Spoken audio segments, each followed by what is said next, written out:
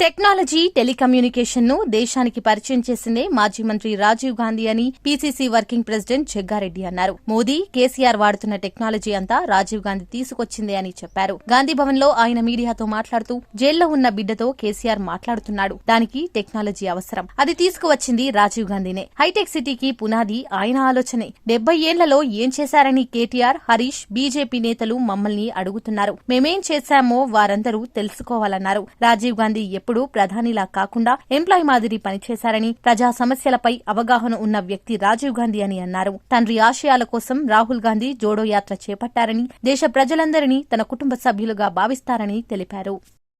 ఈరోజు సెల్ ఫోన్లు ఏంటిది? ఇప్పుడు మనం అమెరికాలో చూడు, అమెరికాలో కొడుకో కూతురో కోడలో ఉంటే ఈయన తల్లిదండ్రులు ముందు అదేమంటారు, వీడియో వీడియో ట్యాబ్ పెట్టుకొని చూస్తున్నారు. అంటే మన ముందున్నట్టే అమెరికా. ఇదంతా వరకు కారణము రాజీవ్ గాంధీ గారే.